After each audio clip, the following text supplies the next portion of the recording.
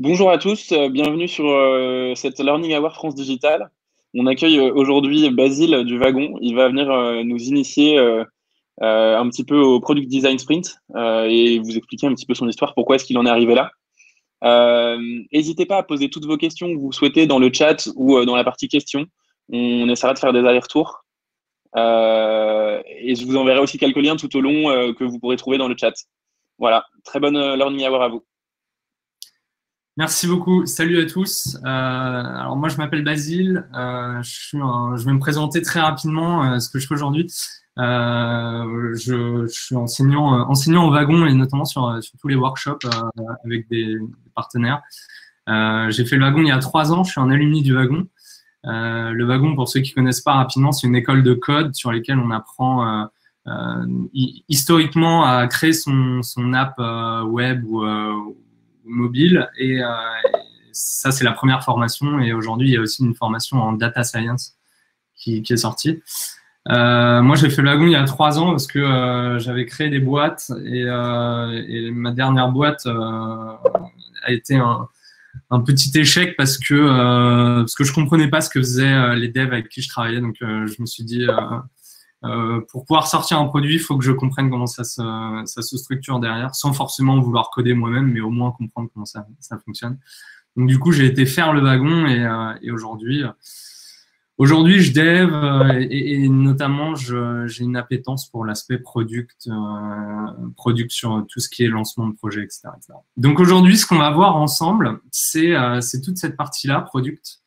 Alors, vous avez un chat de disponible, donc n'hésitez pas à animer le chat, parce que je me sens un peu seul sinon. Ce que je vais faire, c'est que je vais vous partager mon écran. Donc, on va voir aujourd'hui la partie Product Design Sprint. Donc, c'est comment démarrer la partie Product Design. Merci Stéphane, Najib, c'est cool. On va le diviser en 3 parties. Je vais vous partager mon écran complet. Alors, la première partie qu'on va voir ensemble, c'est la partie Product Pitch. Comment pitcher son projet. Vous devez être capable demain, si vous vous lancez dans un projet ou même si vous êtes déjà lancé, de pouvoir pitcher votre projet en une phrase. Vous allez voir qu'au Wagon, on a mis une méthode en place pour pouvoir le faire. Ensuite, on va étudier la partie user flow, donc tout ce qui est navigation des utilisateurs sur votre application. Et enfin, en dernier point, on fera ensemble une petite démo de créer ces wireframes et ces prototypes. Alors, comment ça va se structurer?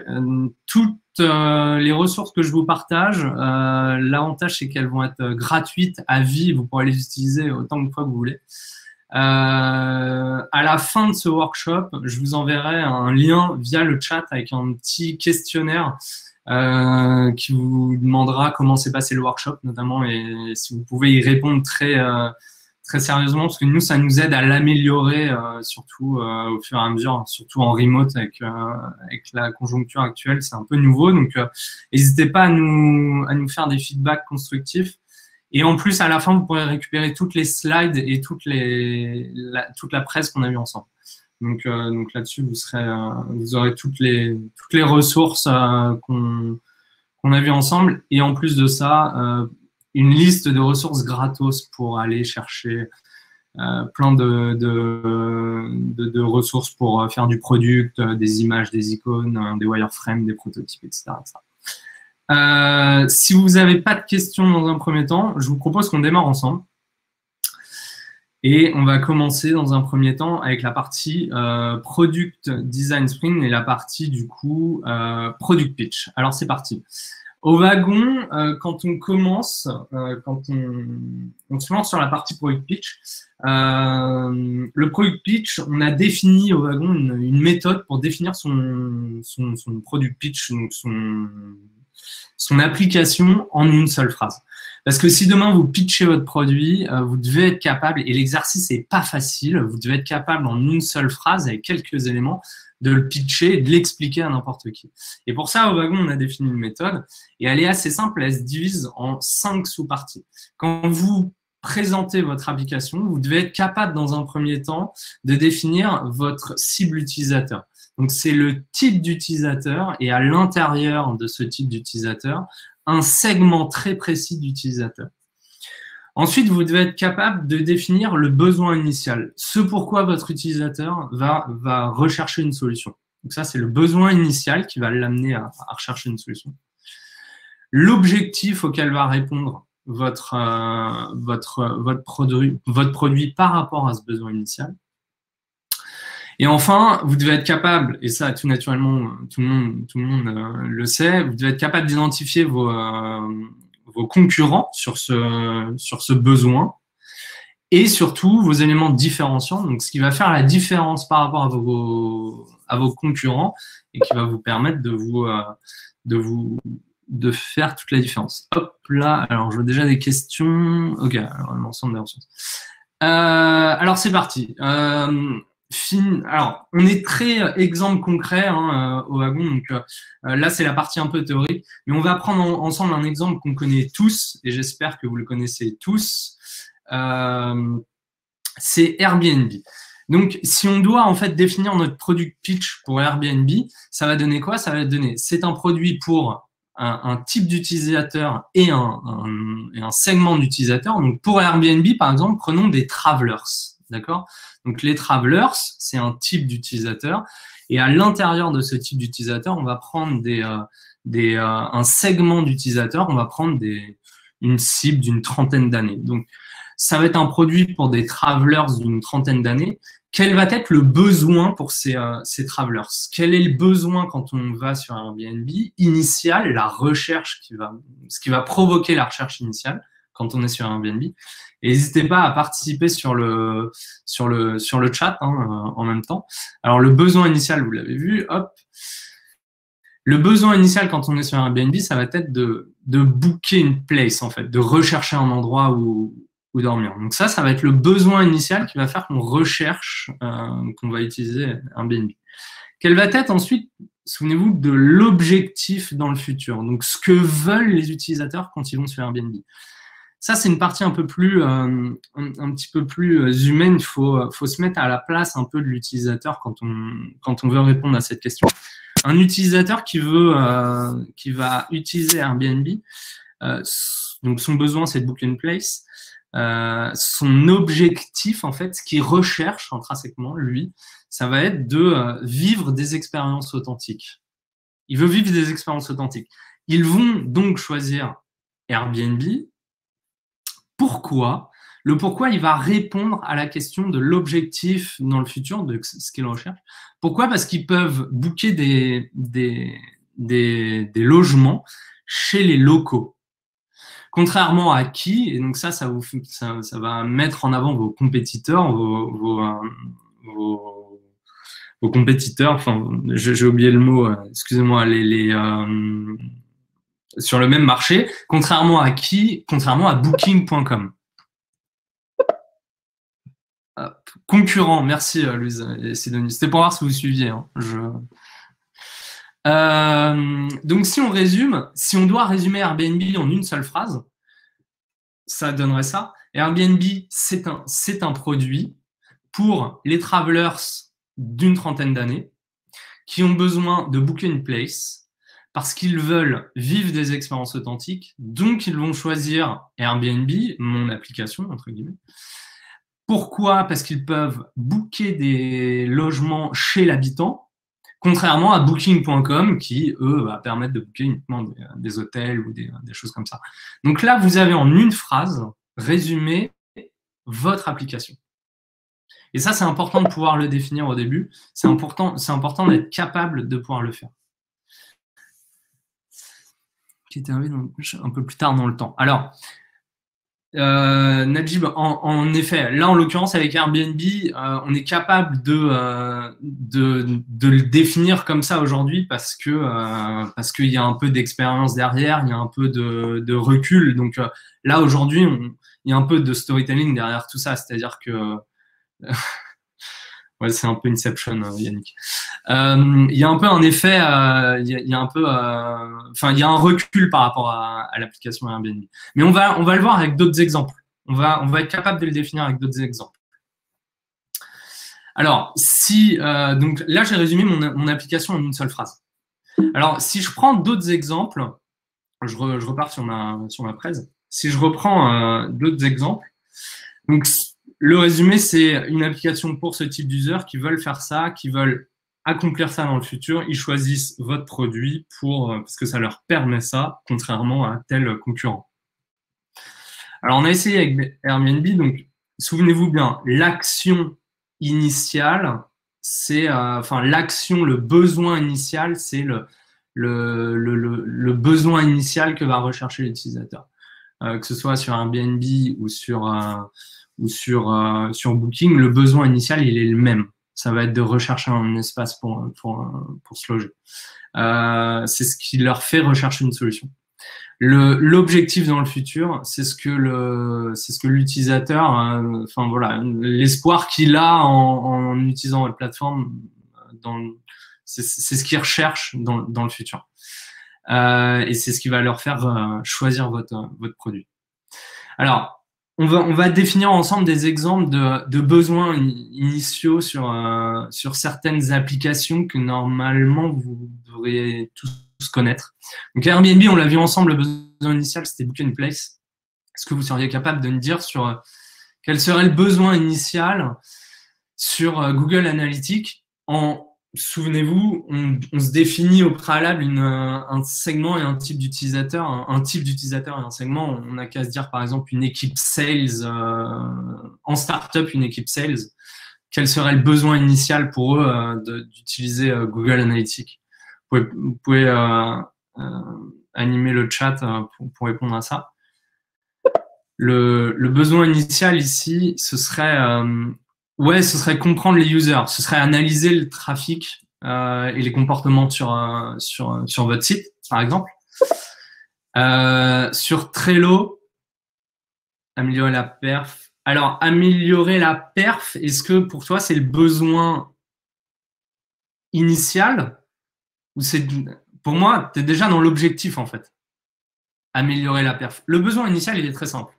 Avant d'améliorer la perf, tu l'analyses. Donc, Google Analytics, le besoin initial, c'est d'analyser.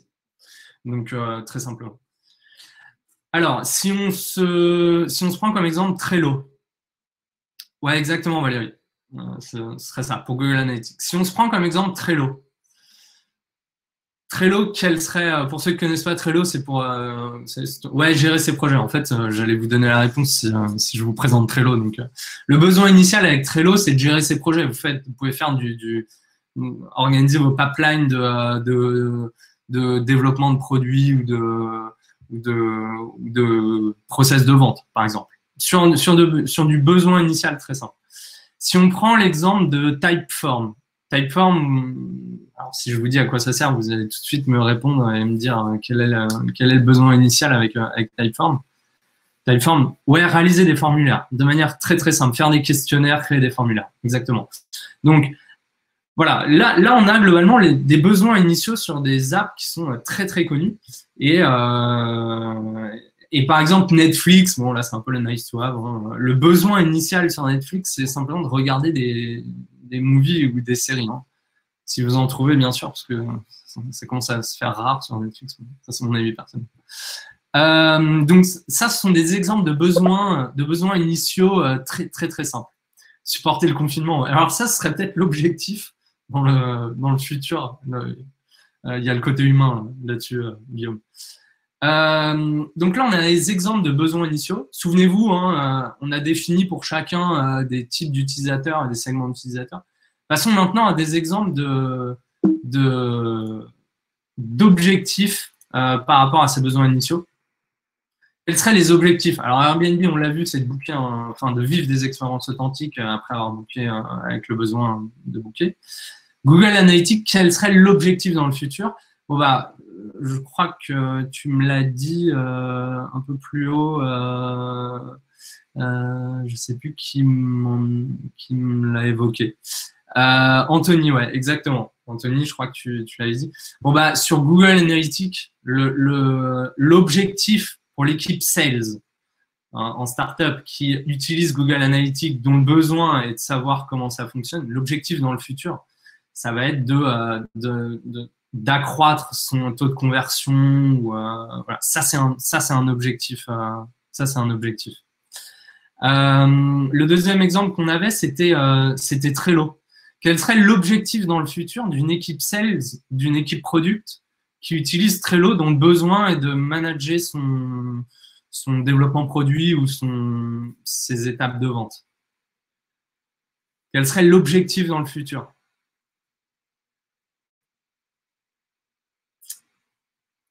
Ouais, exactement. Par exemple, Sidonie, tu as raison, ce serait être plus productif. C'est-à-dire, si tu es une équipe de vente, tu utilises Trello pour organiser ton pipeline de vente et de sales. Bon, bah, l'objectif dans le futur, ça va être de closer plus de deals. L'objectif, si tu utilises un outil comme ça, c'est d'avoir closer plus de deals. Et exactement, Najib, pour une équipe de product, par exemple, si tu organises le développement de ton app ou de ton site ou de ton produit avec Trello, si tu le structures avec Trello, l'objectif, ça va être de développer des nouvelles features de manière plus proactive et de les sortir plus régulièrement. Donc, avoir une meilleure visibilité et du coup, de sortir plus d'applications. Donc, ça, c'est pour Trello. Sur Typeform, quel serait l'objectif de réaliser un formulaire avec Typeform?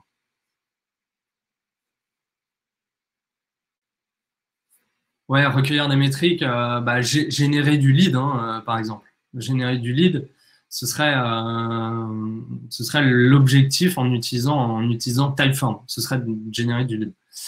Et bien sûr, Netflix, après ça, l'objectif dans le futur. Alors là, je te rejoins du coup, Guillaume, pour supporter plutôt le confinement en ce moment.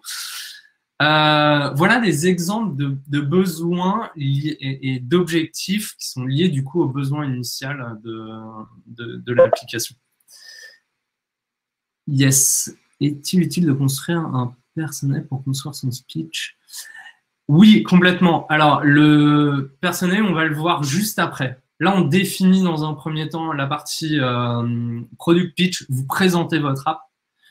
Et juste après, on va voir la partie persona et core user journée. Et vous allez voir qu'au fur et à mesure, on va arriver à la partie UX, UI, qui est en fait une traduction de tout ce qu'on a vu avant et en version proto wireframe. Donc ça, ce sont des exemples de besoins et d'objectifs qu'on a vu, qu'on vient de voir. Naturellement, tout ce qu'on vient de voir, ça dépend initialement du type d'utilisateur et du segment d'utilisateur qu'on a défini. Pour garder l'exemple d'Airbnb, on avait défini tous les exemples qu'on a pris sur Airbnb, on les avait définis en fonction des travelers qui avaient besoin de booker une place. Naturellement, sur Airbnb, vous pouvez à la fois être travelers, mais à la fois être aussi, vous pouvez mettre en log votre propre bien. Bon, le besoin ne va pas être le même. Là, le besoin va être peut-être de louer votre logement. Et l'objectif dans le futur sera naturellement pas le même. On peut imaginer que ce soit pour rembourser son prêt parce que vous êtes censé être propriétaire sur Airbnb. Bref, continuons sur la partie suivante. Alors là, on a vu que ça dépendait du type d'user et que du coup, l'objectif le besoin et l'objectif étaient dépendants du type d'utilisateur. En fonction de ce que vous allez définir dans cette partie-là, vous allez être capable de mettre en avant des éléments différenciants qui vont vous aider, du coup, à mettre en avant les objectifs que vous allez permettre à vos utilisateurs. Donc, toujours pour continuer dans des exemples très concrets. Si je prends Airbnb et Booking, Airbnb et Booking ont le même besoin initial. C'est de booker une place. Vous vous souvenez? L'objectif était différent. L'objectif en utilisant Airbnb, alors bien sûr avec le recul qu'on a aujourd'hui sur Airbnb, l'objectif c'était de vivre des expériences authentiques. Si vous prenez à gauche la partie Airbnb, un screenshot d'Airbnb, et à droite un screenshot Booking, quels vont être les éléments différenciants sur Booking et sur Airbnb? Là, je vous laisse. Alors, je vous ai partagé la presse ici, donc vous pouvez la voir. Hop. Quels sont les éléments différenciants sur Booking et sur Airbnb, d'après vous? Alors, je vais rester ici, comme ça je vois le chat en même temps, ça me permettra d'échanger. La partie interactive. Ouais, alors pour aller encore plus loin dans le détail. Si je prends Airbnb, souvenez-vous, c'est vivre des expériences authentiques. L'objectif, si on le définit ensemble de Booking, ce serait d'avoir le meilleur pricing sur une location. Exactement. Sur Airbnb, Sidonie, il y a plein d'éléments qui sont mis en avant. Vous êtes directement ouais, Najib, ça rejoint. Exactement. Voilà, tous ces éléments-là, en fait, vous avez tous raison. Ce sont des petits éléments différenciants, mais qui vous permettent de faire la différence sur votre application et de répondre à l'objectif dans le futur. Sur Airbnb, ce sont des photos authentiques. Vous êtes en contact direct avec le propriétaire. Vous avez une carte. La carte, elle vous permet de vous projeter. De vous dire, ah bah voilà, moi j'ai un de mes potes qui m'a dit que si je veux aller à Paris, le meilleur quartier ce serait, attention, le 9e, je sais pas, je ne vais pas me mettre qui que ce soit à dos.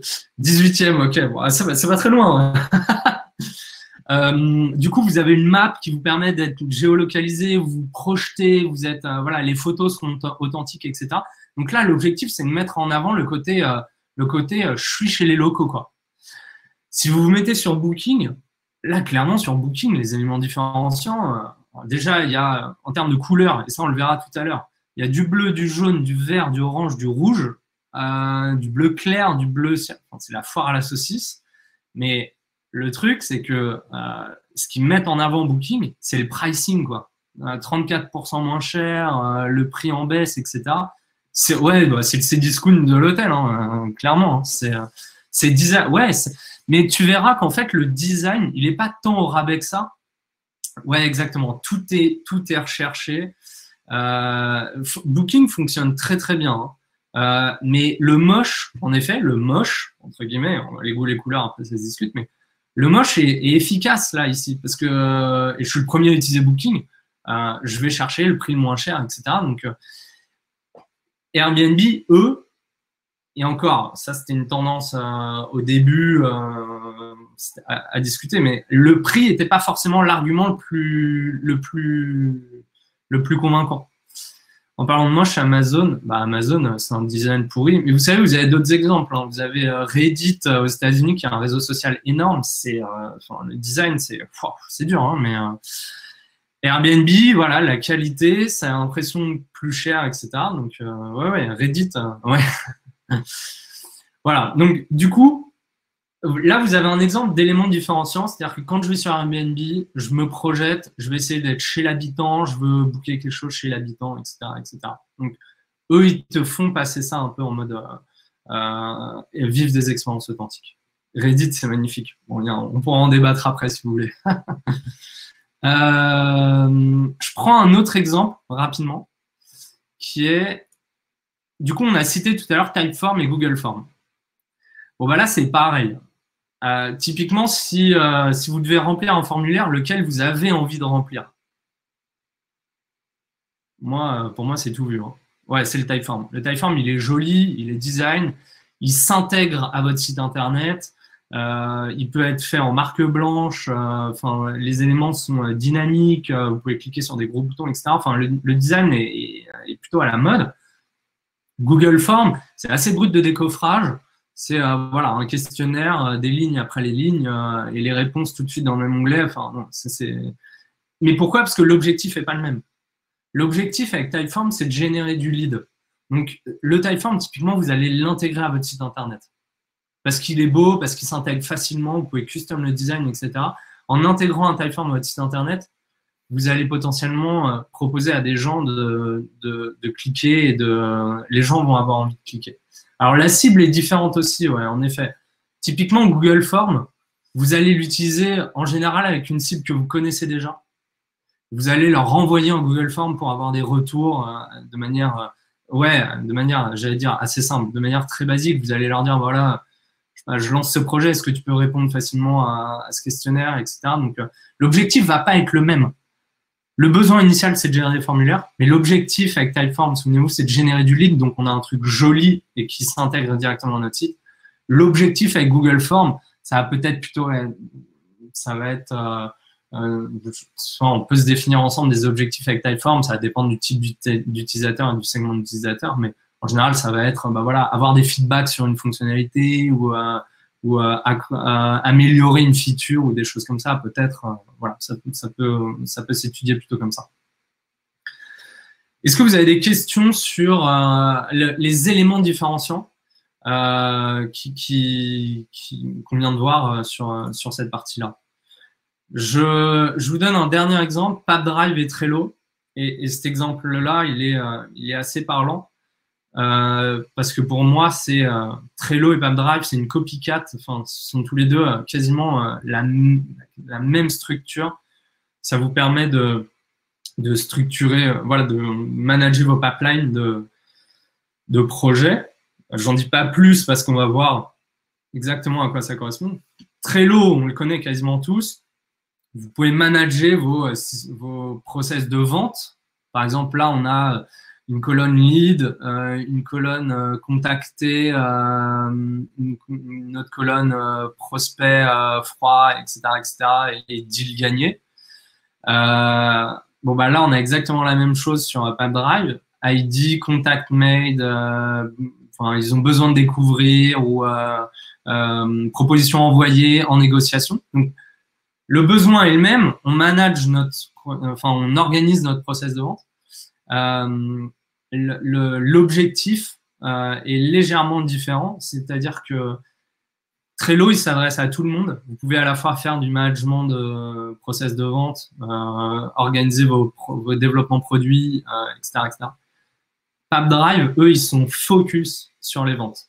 Et pour ça, ils ont des éléments différenciants très clairs. C'est que déjà, ils ont des boutons lost, win. Donc, voilà, si vous arrivez à closer un deal, vous avez le bouton tout de suite win, lost. Derrière, vous allez avoir tout un système de stats en fonction des ventes que vous avez déjà réalisées, etc., etc. Et vous avez tous les éléments tarifaires, etc. Vous pouvez l'intégrer à votre CRM, etc. Enfin, ça va beaucoup plus loin en termes de vente. Donc, eux, ils sont axés, ils sont focus vente. CRM vs gestion de... Bah ouais, complètement, ouais, complètement. Clairement, PappDrive, c'est du CRM. Trello, c'est de la gestion de projet, enfin voilà, management de pipeline de manière assez j'aime pas trop ce mot, mais de manière assez grossière, quoi. Donc, PappDrive, eux, ils sont focus sur de la vente. Et pourtant, quand vous voyez le design des deux, là, c'est quasiment, enfin, c'est exactement la même chose, quoi. C'est juste dans certaines fonctionnalités et features qui vont un peu plus loin pour la vente. Et Trello, c'est hyper simpliste, ouais, complètement. Tellement simpliste que moi, personnellement, je l'utilise plus. Ouais, task management, complètement. Est-ce que vous avez des questions sur cette partie éléments différenciants? Trello propose une version test PappDrive. Bah, je pense, ouais. Je sais pas. Je te cache pas que ça fait longtemps que j'ai pas utilisé PappDrive. C'est pas tellement mon cœur de métier, l'aspect vente, etc. Donc, du coup, mais je pense, hein, de toute façon, c'est un SaaS, donc je pense qu'ils ont une version un peu gratuite, Comme Trello, hein. Trello, c'est quasiment full gratuit, mais si vous voulez ajouter plein de features, le connecter avec plein de choses, ça devient. Il y a une version payante. Ou le nombre d'équipes, je crois, etc. On gère notre planning éditorial sur Trello. Le dev. Ouais. Alors, le dev, vous pourriez le gérer sur Trello, la partie dev. Après, vous avez d'autres outils qui sont connectés en général à des plateformes. Par exemple, nous, en dev, on utilise... moi, j'utilise beaucoup GitHub. GitHub, ça permet de faire du versionning. Et dans GitHub, il y a une partie Trello, en fait. Il y a une sorte de dashboard comme Trello qui est intégré dedans. Donc, ouais, où tu peux connecter directement GitHub à Trello. Ça dépend après un peu de ce que vous aimez aussi, l'interface des uns et des autres. Donc, moi, j'aime bien avoir tout au même endroit. Donc, tout ce qui concerne le dev, je le mets sur mon GitHub. Et je le connecte aussi avec une plateforme, ça fait longtemps que je ne l'ai pas vu, mais qui permettait de faire du versionning sans avoir à passer par GitHub. Mais bon, ça, c'est plus C'est aussi en fonction de votre mode de fonctionnement complètement. Ouais. Ça, il y a plein d'outils qui permettent de répondre aux mêmes besoins. Donc, après, ça dépend de ce que vous préférez aussi. Alors, je continue un petit peu sur la suite un peu de cette partie. Là, on a vu du coup ensemble la première partie qui est la partie product pitch. Donc, vous êtes capable de définir en une phrase votre produit. Vous êtes capable de faire la différence avec vos éléments. Vous êtes capable de définir des éléments différenciants déjà au moins dans votre tête et de pouvoir l'imaginer. Après, en fait, ce que vous allez faire, c'est que toute cette partie que l'on a vu, ce product pitch, on va le traduire dans un spreadsheet. Et nous, on a fait un spreadsheet. Donc, vous voyez, encore une fois, c'est un autre outil, mais qui va permettre de répondre à certains besoins. Ce product pitch, on va le traduire dans un spreadsheet où on va être capable de définir ensuite des personas et pour chacun de ces personas, définir une core user journey. Ce qu'on appelle une core user journey, c'est une étape à laquelle répond votre application. Et on va le voir ensemble. On va voir ensemble un exemple qu'on connaît tous, qui a pas mal été décrié ces derniers temps, c'est l'application Deliveroo, qui vous permet de faire livrer de la nourriture sur votre lieu de travail ou à domicile, etc., etc. Donc du coup, ce qu'on va faire, c'est je vais switcher sur mon spreadsheet. Alors hop, désolé, je vais peut-être vous donner un peu hop. Est-ce que vous voyez toujours correctement? Alors je vais me le mettre à côté. Est-ce que vous voyez toujours mon écran avec le spreadsheet Core User Journée? C'était pas à me le dire comme ça. Tout à fait. Ok, super. Alors, du coup, tout ce qu'on a fait précédemment, on va le traduire dans un spreadsheet. Alors, souvenez-vous, on a défini notre product pitch avec, du coup, l'exemple d'Airbnb. Donc là, je vous redonne l'exemple de notre product pitch. Donc, pour qui le besoin, l'objectif, ce qu'ils choisissent, les éléments différenciants et les compétiteurs. Donc, du coup, là, c'est l'exemple qu'on avait pris tout à l'heure. Et un deuxième type de segment d'utilisateur. Donc, après, vous pouvez dupliquer un peu votre product pitch en fonction de votre type et votre segment d'utilisateur. Souvenez-vous que le product pitch n'est pas ancré dans le marbre. Hein. Naturellement, ça dépend de votre type d'utilisateur et votre segment d'utilisateur. En fonction de ça, ce que vous allez faire, c'est que vous allez vous définir un persona. Donc, un persona, ça va être un utilisateur type de votre application. Et vous allez rentrer très précisément dans le détail de ce persona. Typiquement, là, on va prendre l'exemple de Manu, qui a 30 ans, qui est photographe en couple. Donc, vous voyez, ça va très loin dans le détail. Elle s'appelle Manuel, elle a un petit surnom, etc. Donc, vous faites tout, vous mettez à la place d'un persona, le type de persona que vous voudriez qui utilise votre application. Elle est en couple depuis 10 ans, voilà, elle a des revenus raisonnables. Vous détaillez ses objectifs personnels, humains. Donc, elle veut dormir dans des endroits assez uniques, loin de la partie touristique. Elle veut vivre des moments assez intéressants avec des locaux. Et typiquement, c'est ses comportements, son comportement typique. Bon, bah, en général, Manu, elle book son appartement Airbnb 3 semaines à l'avance. Elle se fout un peu du prix. Voilà, le best deal, c'est pas forcément ce qui m'intéresse aussi. Donc, vous mettez dans la peau de votre persona, vous créez un persona typique tel que vous voudrez qu'il utilise votre application. Et après, qu'est-ce que vous allez faire avec ça? Bah, du coup, vous allez créer ce qu'on appelle la Core User Journey. La Core User Journey, c'est vous vous mettez à la place de votre persona et vous le faites vivre sur votre application. Donc, typiquement, je m'appelle Manu, je veux booker une place pour un trip à New York. Je veux trouver un appartement qui soit assez unique dans un quartier assez cool. Vous créez un contexte, donc elle est à la maison, assise dans le sofa, tranquille, il est dimanche matin, il y a son mari Seb qui est dans la cuisine, elle est sur son ordinateur personnel et voilà, elle se fait un coffee et elle chill tranquille et elle regarde les annonces. Donc du coup, après, vous définissez la Core User Journey, c'est-à-dire que comment Manu va arriver sur l'application? Qu'est-ce qu'elle va devoir faire?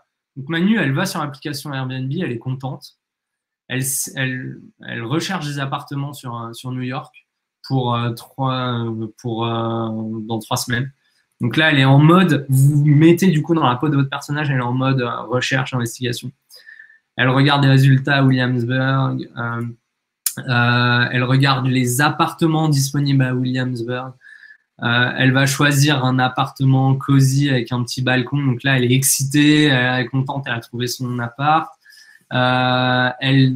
Elle va essayer d'avoir plus d'informations à propos de l'appartement et de ce que les autres ont pu dire dessus. Donc pareil, elle est toujours excitée. Elle check une dernière fois le prix et les dates. Elle est déterminée, elle book son appartement. Elle écrit un message personnel au propriétaire. Elle reçoit une confirmation de marque. Donc là, elle est dans l'espoir de recevoir la confirmation. Et là, du coup, elle est un peu nerveuse parce qu'elle attend la confirmation, que la confirmation soit acceptée par Marc. Donc là, vous êtes mis dans la peau de votre personnage. Pourquoi vous faites ça? Pourquoi vous faites ça? Parce que en fait, ce qui va se passer après, c'est qu'une fois que vous avez défini cette core user journée, toutes ces étapes-là, vous allez les traduire sous forme de d'un wireflow. Un wireflow, comment ça se traduit? Hop, je reviens ici. Un wireflow, ça se traduit de la manière suivante. Ça va être les étapes, et on va utiliser un logiciel qui s'appelle Whimsical. Ça va être les étapes de votre core user journée que l'on va traduire sous forme d'écran. Et ça va vous permettre ensuite de faire les wireframes et les prototypes de votre application. Donc, si on prend un autre exemple, on s'est dit Deliveroo. Okay, bon, Deliveroo, on a défini rapidement un type d'utilisateur 30-35 ans qui vivent dans les grandes villes, qui veulent commander de la nourriture, optimiser leur temps de déj le midi. Ils choisissent Deliveroo parce qu'ils peuvent être livrés de leur restaurant favori en 10 minutes. Contrairement alors imaginons qu'on se projette dans le passé, Deliveroo n'existait pas, vous lancez Deliveroo. Bon, contrairement à l'époque, il n'y avait pas d'autres applications de ce type, contrairement à appeler chaque restaurant pour savoir s'il est livré, etc., etc. Donc, ensuite, ce que vous faites, vous définissez un persona type de Deliveroo. Alors là, attention, on va rentrer dans un cliché extrême. Okay, on va créer un personnage qui s'appelle Brian, il a 32 ans. Son nom et son pseudo, c'est la même chose. Il est de nationalité british, il vit à Scardich à Londres, il est trader, il vit seul et il gagne 150 000 livres annuels. Voilà. Donc là, on est dans un cliché de persona. Lui, son objectif, c'est qu'il veut de la nourriture assez saine. Il veut être livré en 10 minutes max parce que Brian, il n'a pas le temps. Et il veut pouvoir avoir le choix tout le temps, mexicain, tout ce qu'il veut, quoi, en termes de food. Et il veut être toujours délivré on time, avoir les meilleurs plats, les meilleures nourritures. Et en général, en termes de comportement, il s'organise toujours à la dernière minute, Brian. Donc c'est un peu voilà, il est last minute, Brian, il est trader à la City, donc un peu cliché. Alors, du coup, vous vous mettez dans la peau de Brian. En fonction de ce que vous vous êtes mis, de ce que vous vous êtes défini précédemment en termes de product pitch, de persona, vous faites la core user journée de Brian.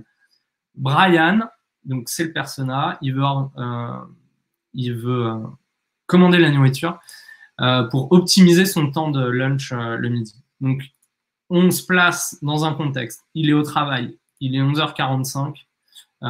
Il est tout seul à son desk, il est sur un gros device iMac, il est stressé, il a faim, etc. Donc, Brian, il va se connecter à une app, il va rentrer son adresse, il est nerveux, il va checker tous les restaurants autour de lui. Donc là, il a de plus en plus faim. Là, il est déterminé, il va choisir des sushis qui livrent en moins de 15 minutes. Il va choisir un restaurant de sushi, il va checker les différents items, donc les différentes propositions du restaurant en l'occurrence. Alors j'ai mis tacos, burritos dans un sushi, c'est pas du tout. Je sais pas, des brochettes, etc., etc. Tout ce qu'on peut trouver dans un sushi. Il va choisir du coup ce qu'il souhaite. Donc là, il a de plus en plus faim. Là, il va valider ses choix. Il va payer. Et là, il va attendre la confirmation de livraison de la nourriture. Donc, il commence à être un peu upset. Il veut être livré rapidement. Du coup, là, vous êtes mis dans la peau de votre personnage et vous êtes mis dans la peau de comment il va remplir son objectif de être livré en moins de 10 minutes parce qu'il a faim et comment votre app peut répondre à ce besoin-là. Et pourquoi on a fait tout ça? Du coup, si on revient sur la présentation que vous devez avoir sous les yeux, hop. Tout ce user flow que vous avez, la core user journée qu'on s'est faite ensemble, vous allez la traduire sous forme de user flow. Donc là, typiquement, vous vous souvenez, Brian, il arrive sur la homepage du site, de notre site de livraison de food, Deliveroo, qui n'est pas censé exister encore. Il va il va entrer son adresse, ça va le géolocaliser, donc du coup, ça va lui présenter tous les restaurants qui sont à moins de 10 minutes. Donc là, vous allez avoir une page qui vous présente tous les restaurants. Ensuite, il va y avoir une action de rentrer, de sélectionner un restaurant. Donc là, ensuite, il va arriver sur la page du restaurant avec le menu du restaurant. Et là, il va avoir le choix. Il va choisir donc l'action qui va être engagée. Ça va être de choisir des éléments du menu disponible par le restaurant. Donc là, il va accéder à la description de l'élément en question. Et ensuite, il va pouvoir ajouter cet élément à sa commande ou alors l'annuler. Ça, c'est une action. Là, on peut imaginer qu'il va y avoir une boucle. Donc, il est toujours sur le restaurant menu. Il choisit des menus, enfin, il choisit des items du menu. Il les sélectionne. Il les ajoute ou pas à son panier. Et depuis la page restaurant menu, il va pouvoir avoir la possibilité de faire l'action de checkout, donc d'aller dans son panier. Donc là, il va avoir accès à son détail d'order. Et à partir de l'order détail, de son récapitulatif de commande, il va pouvoir payer. L'action de payer va l'emmener ensuite vers la page order confirmation. Et ça, si vous voulez, c'est la traduction sous forme de Webflow de toute cette étape-là que l'on a vue précédemment en se mettant à la place de notre utilisateur. Est-ce que vous avez des questions sur cette partie-là?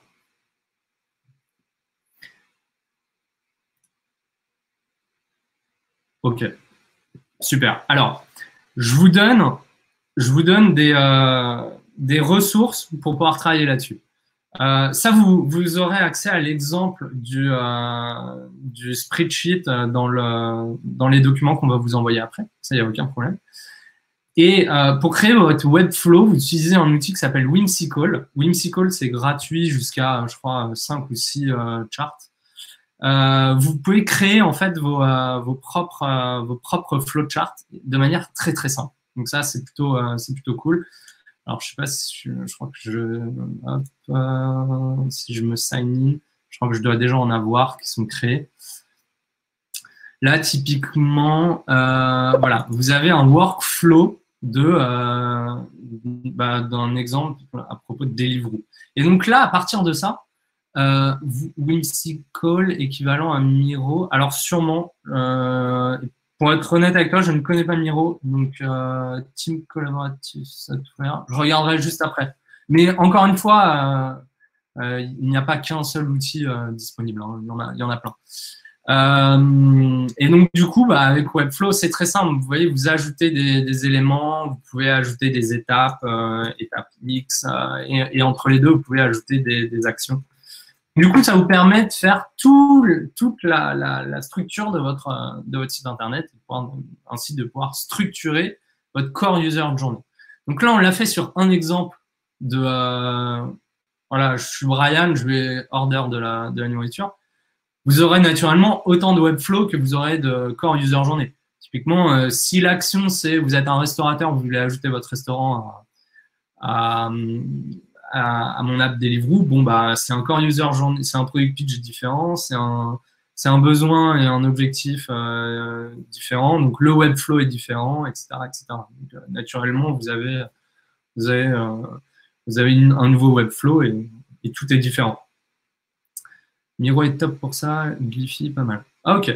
Sur quoi tu as fait ta core journée? Alors, ma core user journée, moi, j'ai utilisé un outil simple qu'on va vous transférer. Moi, j'ai simplement utilisé un spreadsheet, c'est un tableau Excel qu'on s'est fait au wagon, nous, avec, voilà, on se met à la place de notre persona et du coup, on lui assigne des sentiments et des états via notre spreadsheet. Tu recommandes de faire un Webflow par persona pour une même feature. Alors, pour une même feature par persona, bah, logiquement, non. Enfin, si c'est exact à part persona, alors si c'est une même feature, est-ce que tu as un exemple concret?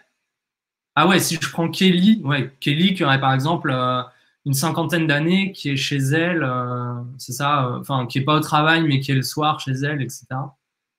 Ouais, bah logiquement, si je prends cet exemple-là de Kelly qui est pas au travail, mais qui est chez elle le soir, l'objectif va peut-être être le même, se faire livrer de la... Ah ouais, autre cible, etc. Ouais, complètement. Si c'est une autre cible, comme ce que je disais, par exemple, si c'est un restaurateur qui veut s'inscrire sur Deliveroo, ah ouais, là, tu auras un autre Webflow parce que c'est un autre persona, c'est complètement une autre core user journée. Après, ça va dépendre. Si la seule différence entre Kelly et Brian, c'est l'âge et l'endroit où ils se situent, par exemple, c'est pas au travail, mais chez eux le soir, il y a des chances que le Webflow soit quasiment le même. Parce que du coup, tu vas quand même avoir besoin. Le Webflow, ça va être de se connecter à une homepage, entrer un zip code, avoir une liste de restaurants, choisir un restaurant. Le Webflow va quasiment être le même. Donc, voilà. Si c'est juste l'âge, mais en fait, le besoin, si le besoin initial est quasiment le même, t'as pas à faire un nouveau Webflow. Mais par contre, ce qui peut être intéressant, c'est pourquoi on a fait ça au wagon, pourquoi on met des sentiments ici, c'est que en fonction de ce que vous allez faire, parce que du coup, donc la traduction de ça, c'est notre Webflow. Bon, bah, par exemple, si vous vous dites, OK, là, je suis en train de regarder un peu tout ce qui s'offre à moi, etc. Si là, vous commencez à vous mettez à la place de votre personnage. Par exemple, moi, je recherche, je sais pas, des burgers sur Deliveroo. Là, à tout moment, je vais peut-être commencer à être un peu fatigué de ma recherche parce qu'au final, il y a trop de choix, etc. Ça va commencer à me gonfler.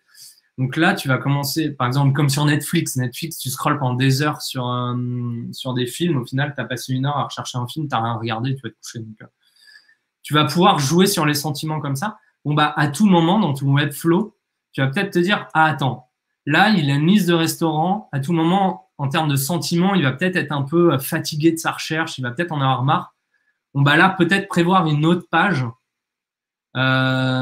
ici, à cet endroit-là, qui serait en fonction des besoins ou en fonction de la cible, si tu la connais déjà, peut-être faire une pop-up en lui disant, bah voilà, l'offre du mois ou des choses comme ça, qui va te permettre de... il reste trop longtemps, je l'aide avec une sortie. Ouais, exactement, je l'aide, ouais, c'est ça. Ouais, la copine, lui dire par exemple, bah attends, c'est quoi, ça fait 3 fois que tu regardes des menus burgers, bah tu sais quoi, là j'ai une offre dans ton quartier à 10% sur Stop Burger. Peut-être que ça va l'aider dans le process d'achat. Donc c'est pour ça qu'en définissant des sentiments sur vos users, à certains moments, vous allez peut-être pouvoir définir un Webflow, adapter votre Webflow. Ouais, complètement, ouais. Oui, ça, on vous le laisse. Ouais, je vous le laisse. Il n'y a pas de souci. Alors, du coup, là, on va en arriver à l'étape suivante. Oui, on affiche les 3. Ouais, exactement. Voilà. Enfin, l'idée, c'est d'avoir d'avoir une solution qui réponde à ce sentiment de un peu de fatigue. Voilà. Typiquement, moi, Netflix, je pourrais que leur conseiller de trouver une solution parce que je passe des heures à scroller, à essayer de trouver un film, et au final, tu mates rien. Bon. Donc là, on s'est fait un call to action pour nous aider. Ouais. Enfin, ça, des solutions, il y en a plein, mais il y en a plein de différentes, quoi. Donc, ça, après, à vous de voir un peu en fonction de ce que vous voulez faire. Et en fonction du sentiment, bien sûr. Alors, je vais continuer ensuite sur la partie... là, pourquoi on a fait tout ça? D'après vous, pourquoi on a fait un Webflow avec homepage, restaurant list, restaurant menu, order, détail, order confirmation, etc., etc. Ça nous sert à quoi, en fait? Alors, pour savoir à quelle étape ça bloque, ouais, déjà, dans un premier temps, pour savoir ce qu'on va faire après, mais ouais, surtout, Anthony, ça va être pour faire nos wireframes. Là, typiquement, dans ce qu'on traduit là de notre Webflow, ce que je vais devoir designer, je vais avoir une home page, je vais avoir une restaurant list, je vais avoir une restaurant menu page, je vais avoir une item, enfin un menu de mon restaurant, une page pour le menu de mon restaurant, ou une pop-up, ou à voir après dans le wireframe. Je vais avoir une page qui résume mon order sélection. Je vais avoir une page qui confirme toute ma sélection et mon paiement. Et entre chaque, je sais que j'ai une action que je vais devoir intégrer dans cette page. Donc là, je vais devoir entrer une adresse. Ici, je vais devoir choisir un restaurant. Ici, je vais devoir choisir un menu, etc., etc., etc. Donc du coup, ça va pouvoir vous permettre de créer votre wireframe derrière. Et vous allez voir, c'est assez simple. On va le faire de manière très simple. Et pour ça, on va utiliser un outil, nous, qui va s'appeler Figma. Est-ce que vous connaissez Figma? Alors, Figma, c'est un outil. Après, bien sûr, il y en a plein d'autres, hein. Vous avez InVision, vous avez Adobe XD, vous avez Sketch, vous avez... il y en a plein. J'ai perdu. À une époque, vous aviez Axure, qui était pour moi le meilleur outil Axure, mais qui a vite été dépassé par les autres. Donc, nous, on va utiliser Figma. Alors, Figma, moi, je l'ai installé sur mon ordinateur. Vous avez l'application Figma. Vous avez aussi le site Figma. Hein, c'est exactement la même chose. Figma. Hop. Vous avez alors moi, là, je suis sur l'application. Vous avez le site Figma, figma.com. Hop. Voilà. Et ça, c'est une application, c'est un outil qui va vous permettre de faire du design d'application. Donc, dans un premier temps, vous allez vous servir de votre Webflow. Ah, je voudrais bien réafficher. OK. Vous allez vous servir de votre Webflow pour, dans un deuxième temps, créer votre prototype et votre wireframe. OK. Alors, on va prendre un peu de temps pour se mettre sur Figma. Est-ce que vous avez des questions déjà sur toute la partie précédente que l'on vient de voir, chaque étape que l'on vient de voir ensemble? Est-ce que vous avez des questions là-dessus, même sur le pitch avant, ou la traduction comment on l'a traduit dans notre spreadsheet et dans notre Webflow? Est-ce que vous avez des questions déjà là-dessus?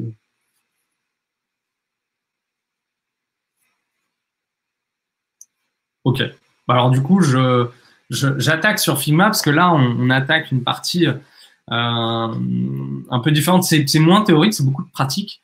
Et beaucoup de pratiques qui doivent être avec ma petite expérience assez suivie, parce que vous allez voir que créer le prototype d'une app, si vous structurez pas votre proto et votre wireframe dès le début, ça va vite devenir un bordel monstrueux. Donc du coup, c'est assez structuré comme façon de faire. Alors, je vais me mettre sur Figma. Par contre, moi, je vais fermer le spreadsheet ici, parce que je ne peux pas utiliser trop de connexions. Hop, et ça, ça, je vais le garder à la limite si on veut s'en servir encore comme référence. Mais vous l'avez, vous, dans la démo. Il s'en va à chaque fois. Vous l'avez ici. Alors, moi, j'utilise l'application Figma qui est sur mon ordinateur. Donc, ouais, j'ai déjà énormément de Figma. On s'en sert énormément au wagon. Et ce qu'on va vouloir faire, c'est créer notre propre application. Je vais vous donner un exemple d'application qui a été créée via Figma par des étudiants du wagon. Je vais la retrouver. Elle va peut-être vous faire un peu peur au début. Vous voyez la fenêtre. Ah oui, est-ce que vous voyez mon écran toujours? Ah, en petit. Alors, non, on voit le Webflow en main. Alors, attendez, ne bougez pas. Ce que je vais faire, c'est que je vais partager. Non. Tac, tac, tac. C'est un petit. Alors, il faudrait que je change. Tac. Retirer ce média. Ouais, ok.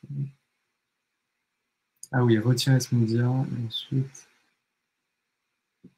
Donc là, si je retourne sur mon Figma, vous le voyez? Yes, ok, d'accord. Alors, là, c'est donc l'application Figma. Ok, top, super. Donc là, c'est l'application Figma. Comme vous pouvez le voir, ce que je disais, c'est qu'il y a l'application Figma que vous pouvez télécharger directement sur votre ordi et l'application web directement, vous pouvez l'ouvrir via Google Chrome et bidouiller dessus. Et donc là, l'idée, c'est de faire le prototype, le wireframe et ensuite le prototype de notre application. Je vais vous montrer un exemple d'application qui a été créée par un étudiant du wagon. Vous connaissez tous Trendline. Trendline, une application qui permet de faire du booking de billets de train. En exercice, on a un étudiant du wagon. Alors, Trendline, pour ceux qui ne connaissent pas, c'est un peu, c'est une application qui permet de booker des billets de train. Donc, c'est Captain Train, ouais. Kayak, c'est le kayak du billet de train, exactement. Donc, pour les trains. Voilà. Très simple dans le besoin. Et eux, ils sont très forts parce qu'ils avaient une expérience utilisateur qui était extrêmement simple dans la façon de booker un billet de train. Voilà à quoi ressemble le wireframe de l'application Trendline. Si je zoome un peu sur mon espace de travail, vous avez, donc là on est sur une application mobile, vous avez tout le design. Ah, vous voyez pas. Tac, tac, tac.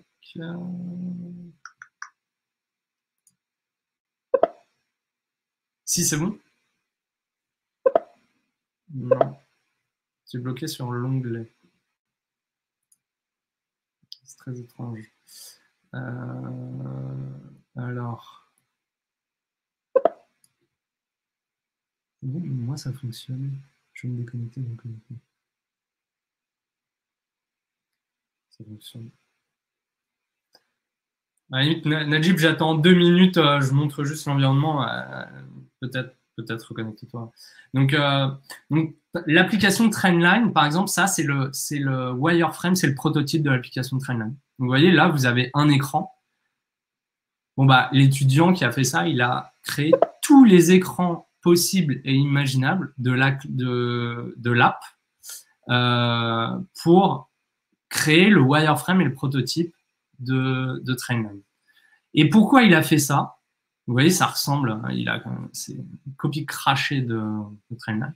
Pourquoi il a fait ça? Parce que l'avantage de Figma, c'est qu'après, vous pouvez simuler votre application comme si vous y étiez, sans avoir rien codé, etc. Alors, naturellement, ça n'enregistre rien en base de données, hein, c'est juste de la simulation. Mais là, par exemple, je simule mon application Trendline que j'ai fait sur Figma. Vous voyez, j'ai cliqué sur un bouton Play. Et alors, ça charge un peu. J'espère que je ne vais pas utiliser toute ma connexion et faire ralentir le partage d'écran. Vous me dites si vous ne voyez pas. Hop. C'est toujours bon. Alors là, par exemple, je suis sur la simulation de mon app Trendline. Et typiquement, bah, je vais pouvoir simuler la navigation de mon app. Donc, par exemple, bah, je suis Basile, je veux partir. Donc, je vais choisir une gare de départ. Je vais choisir Londres. OK. Une gare d'arrivée. Lyon. Ça ne veut rien dire. Hein, on ne va pas de Londres à Lyon. Il est 12 heures. Ça vous permet. Il est 12 h, mon ordi. Voilà. Après, vous pouvez sélectionner une horaire. Hop, on va garder celle-là. OK. Un retour. Hop. Donc là, on va garder celui-là. Hop. OK. Donc, hop, etc., etc. Et vous allez, donc là, ça vous remplit les champs, etc. Hop, vous recherchez, hop, ça vous donne une liste de billets.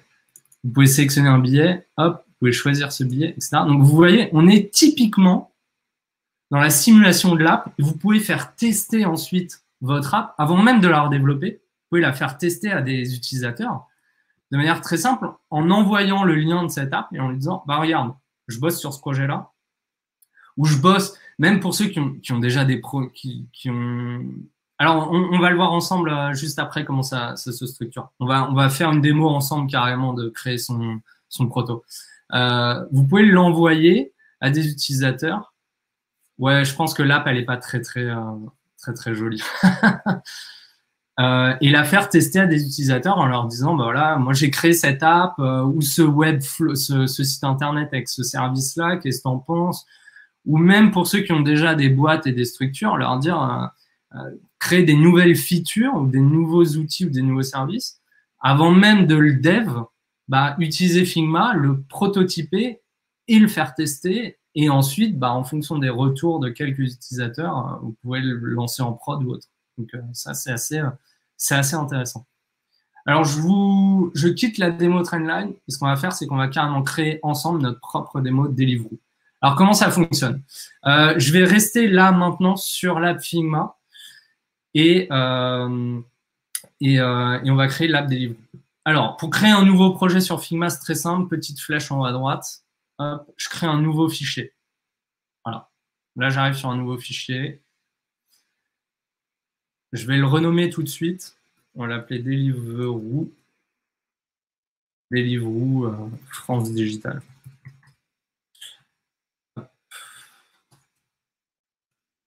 Et du coup, ce que je vais faire, je vais commencer directement par structurer mon travail. Comment je structure mon travail? À gauche, comment ça se présente sur Figma? À gauche, j'ai la partie structure, donc mes espaces de travail.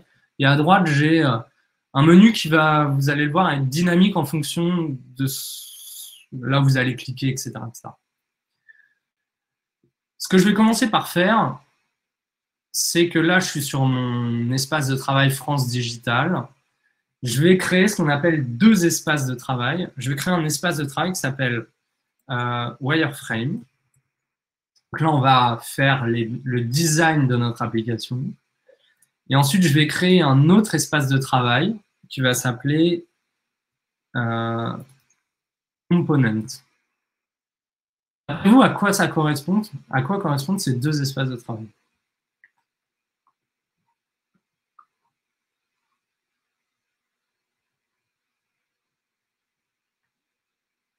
Je ne sais pas si je vous ai encore... Ouais, exactement. Ouais, c'est exactement ça, Najib. Les components, c'est tous les éléments qu'on va être amené à réutiliser sur le site, exactement comme en code. Et les wireframes, bah, c'est la partie où on va venir glisser, déposer nos composants. Bon, j'arrête de parler, je m'exécute. On se fait un petit back en arrière. Souvenez-vous, on a fait notre Webflow, notre Core User Journée et notre spreadsheet sur Deliveroo. On s'était mis à la place de Brian, qui est derrière son ordinateur au bureau et qui va, du coup, en fonction du Webflow qu'on a fait, naviguer sur notre app Deliveroo. Alors, souvenez-vous, dans le spreadsheet, on a dit Brian, il est derrière un écran de quelle taille? iMac ou MacBook Pro. Donc ça va déjà vous définir le type de wireframe que vous allez devoir fixer.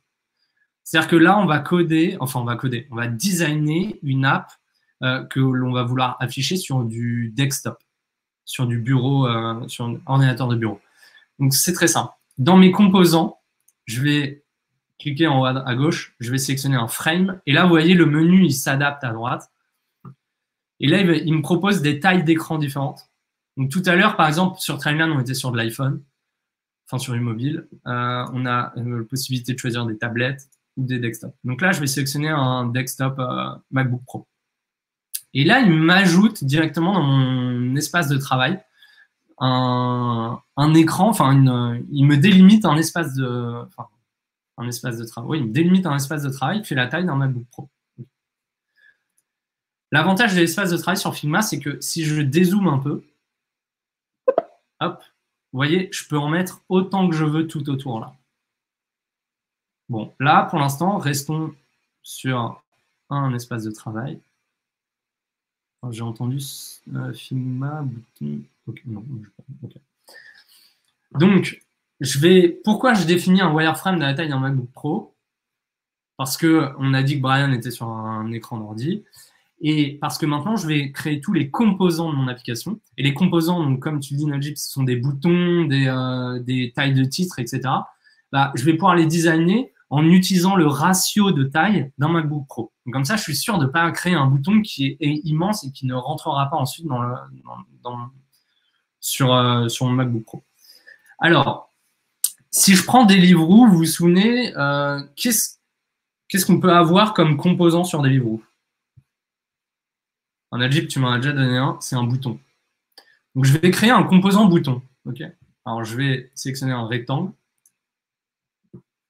Je vais zoomer un petit peu pour avoir un peu plus de... Puissez voir un peu plus. Des formulaires, box content, image, info d'un resto, search, exactement.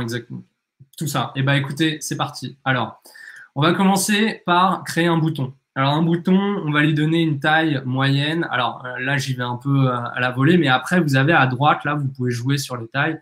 Donc, on va lui dire qu'en termes de largeur, il va faire 268 pixels. Et en termes de hauteur, 78 pixels. Bon, ça, en général, c'est des ratios que vous pouvez trouver sur Internet, etc. Ce bouton, il va avoir des petits bords ronds. Donc là, par exemple, je peux lui donner des petits bords ronds. Donc, ça fait un petit radius sur les boutons. Vous voyez, les bords sont un peu arrondis. Hop. Ce bouton, on va lui donner une couleur qui va être, je sais pas moi, on est sur du Deliveroo, on va se la jouer un peu green, écolo. Voilà, c'est peut-être un peu trash même. Ouais, comme ça. Ok. Ne me jugez pas sur les couleurs. Hein. Et on va lui mettre un petit effet de drop shadow en dessous, voilà, pour avoir un effet bouton un peu plus. À l'intérieur d'un bouton, en général, qu'est-ce qu'on a? On a du texte. Donc là, je crée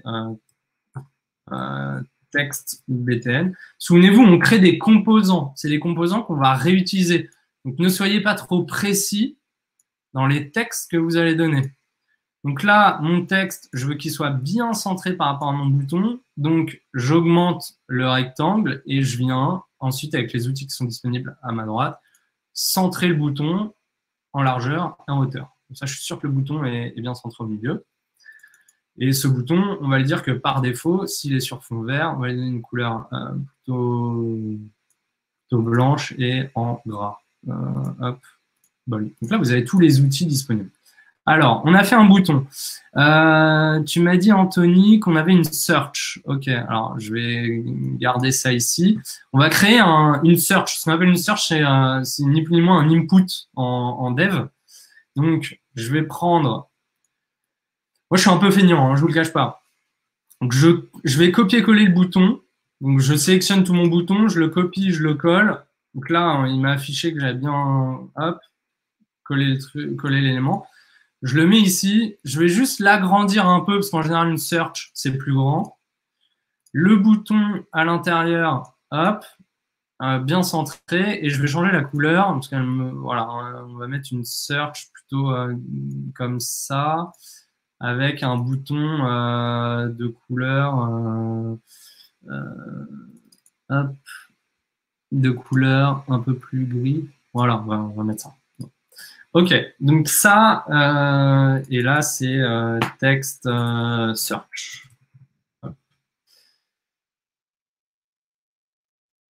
Text search. OK, ensuite, tu m'as dit qu'il y avait une box. Ouais, alors, on va même aller plus loin. En général, sur tous les sites, vous avez des grands titres. Donc, on va appeler ça First Title. Ça, c'est en général les gros titres pour ceux qui ont fait un peu de dev ou qui travaillent avec des devs, c'est ce qu'on appelle les H1 sur un site internet. Hop, donc on va définir la taille de notre H1. Je le copie-colle, ensuite on va définir la taille de notre H2. Ok, donc là on va avoir une petite faute.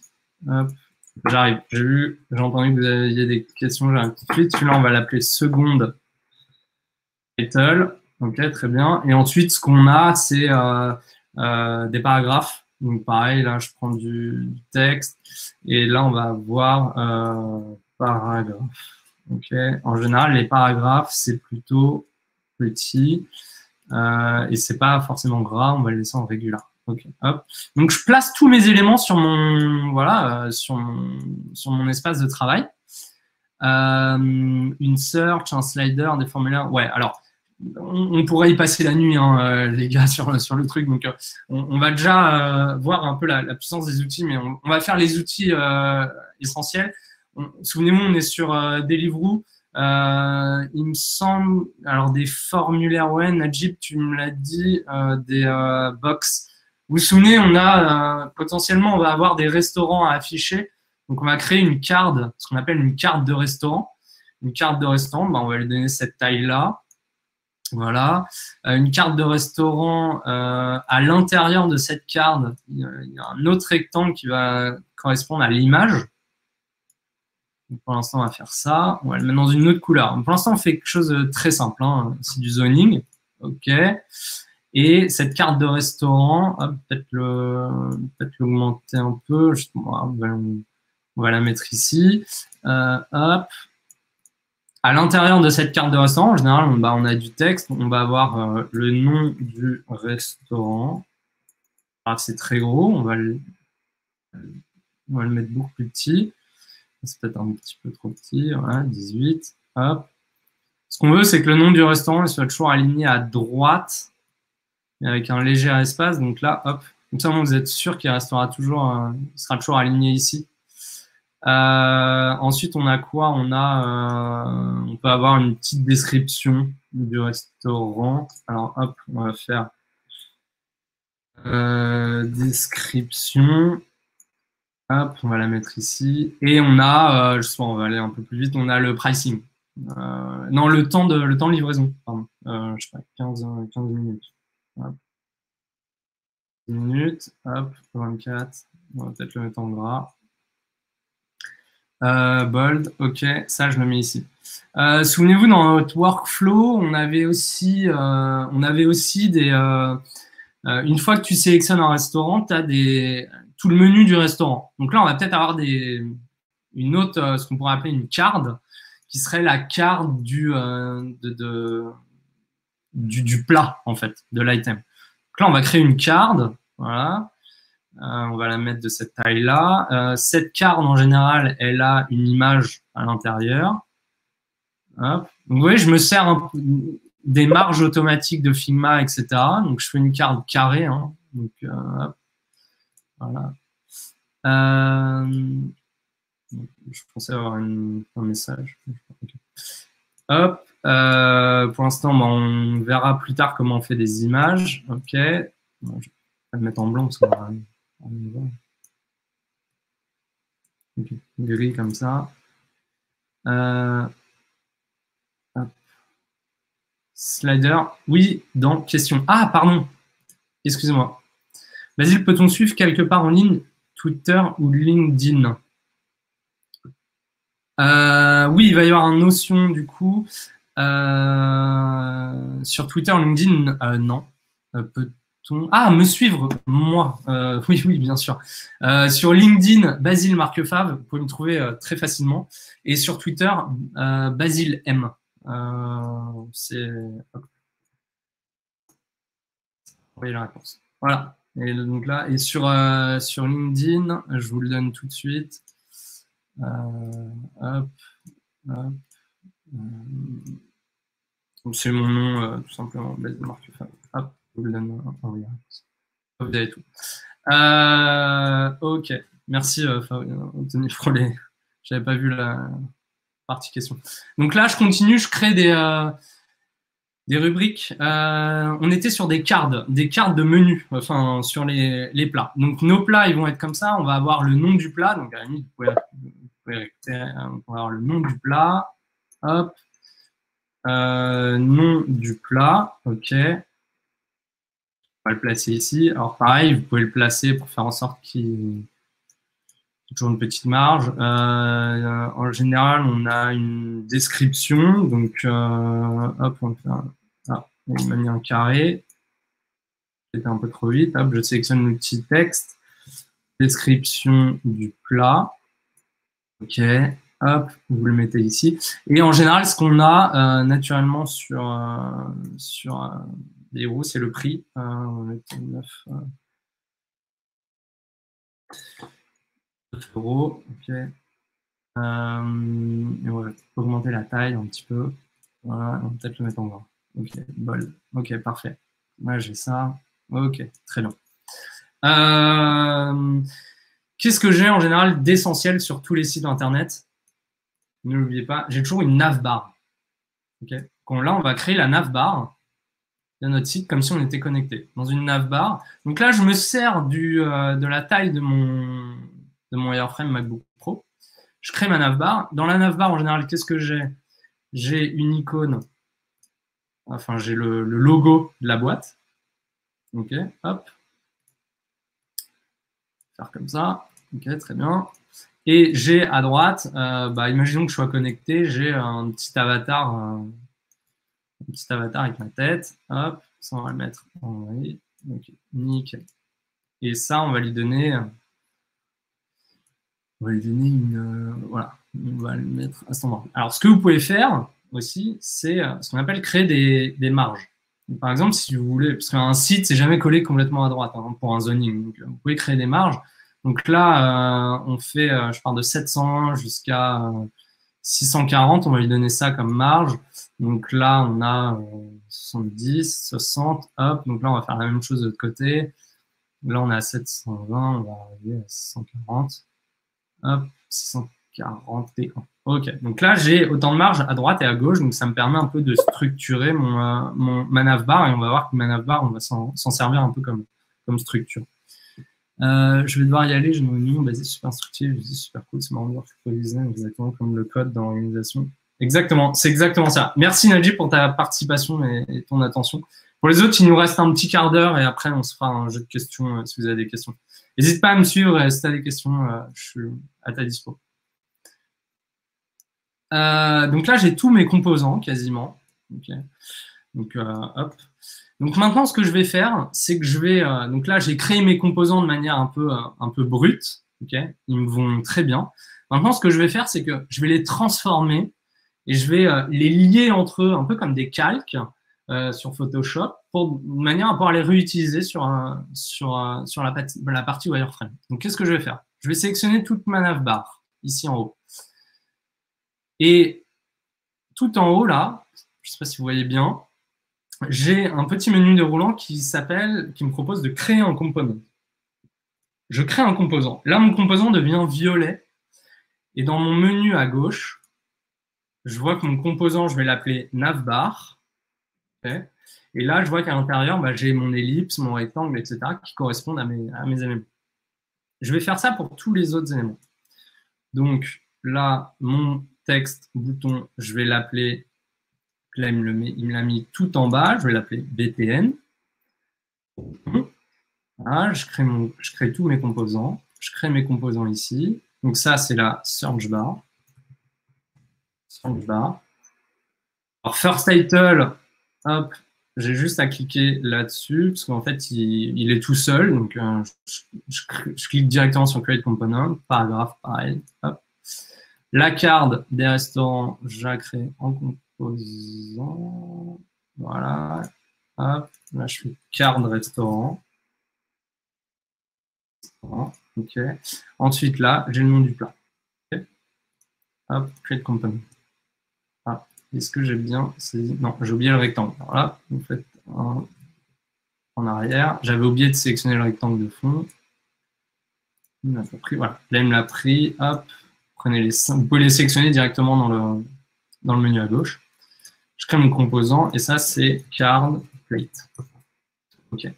Donc là, maintenant, j'ai tous mes composants. Vous voyez, quand je le sélectionne, ils bougent tous en même temps. Bon, bah, qu'est-ce que je fais avec tous ces composants?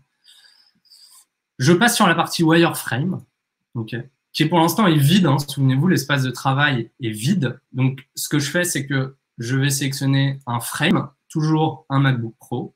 J'ajoute ici mon MacBook Pro. Et ce que je vais venir faire maintenant, c'est sélectionner en haut à gauche ici ce qu'on appelle des assets. Donc, ce sont tous les composants que j'ai créés pour faire le wireframe de mon site internet.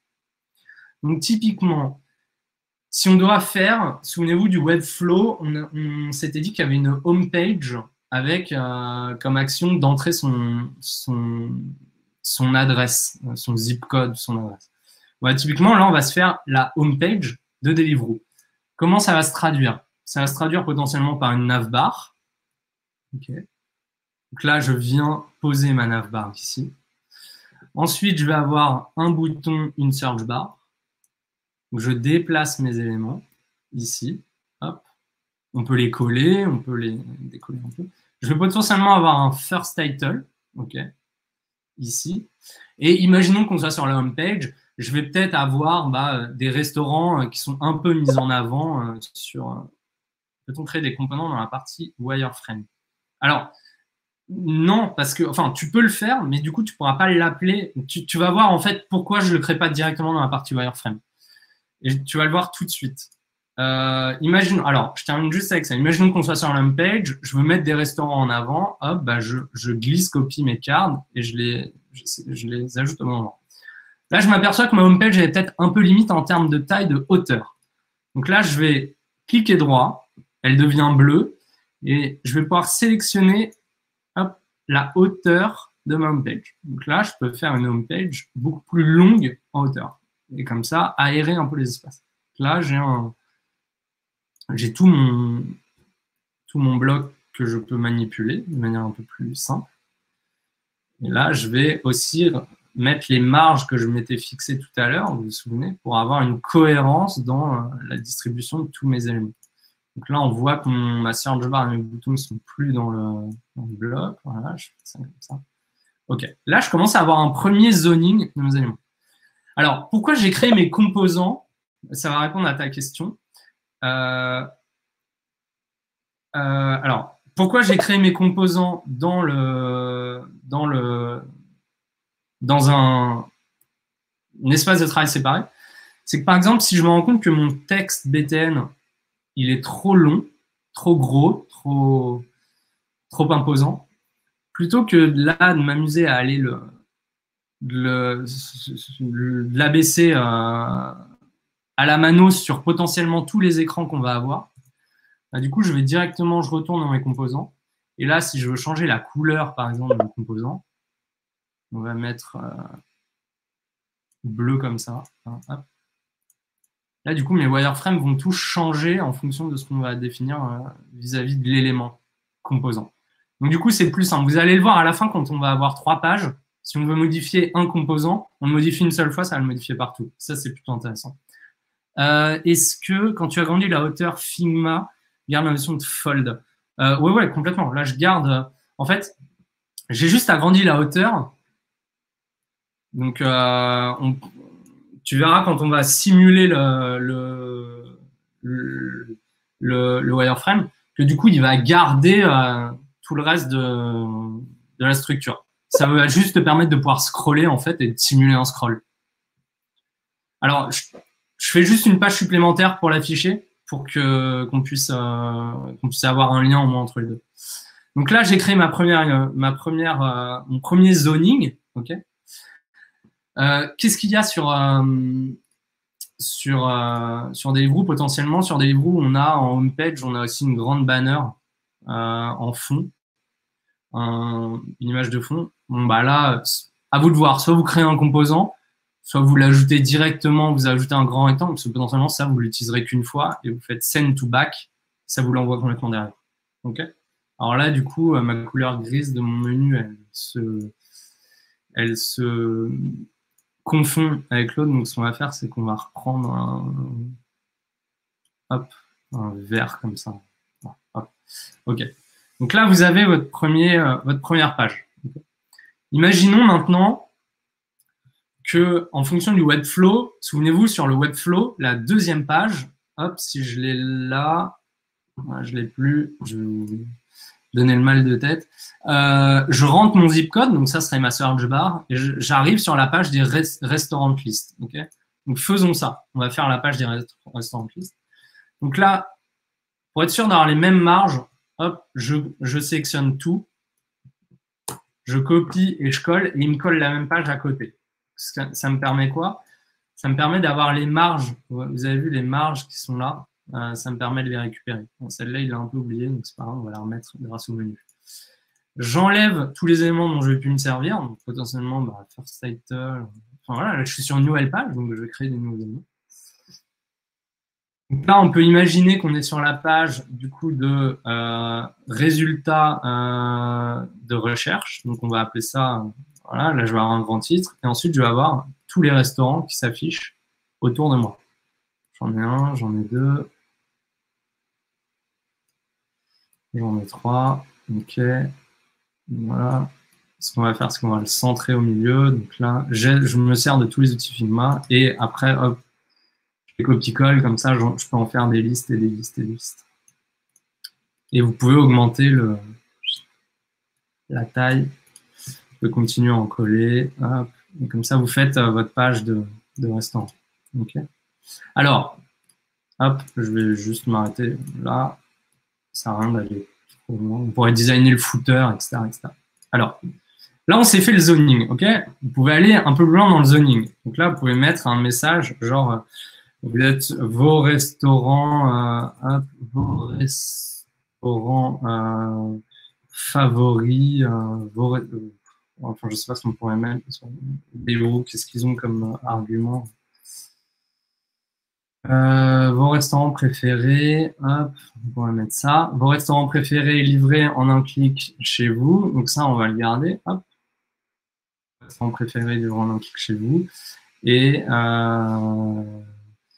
quand on saisit une adresse, Godley, hop, on va chercher. Qu'est-ce qui nous donne le titre?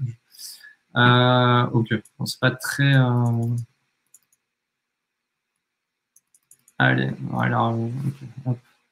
Donc, livraison disponible dans le 11e.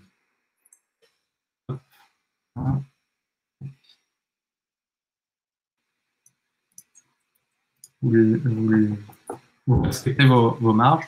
Bon, bah là, typiquement, j'ai un zoning d'application qui est très basique, d'accord? Là, vous êtes en mode zoning, hein. C'est du noir, du blanc, il y a un petit peu de couleur parce que, voilà, sinon, c'est un peu triste.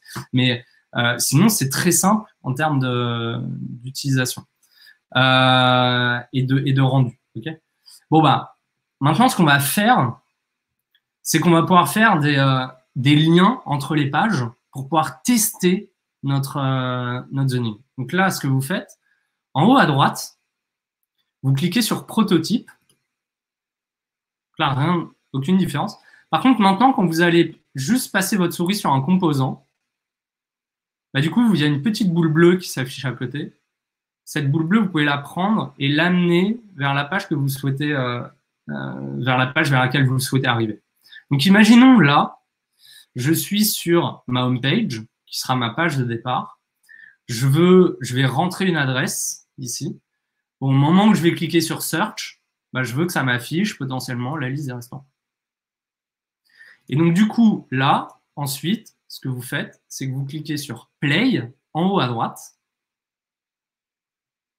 Et alors là, je ne sais pas si vous allez voir mon écran, vous me dites.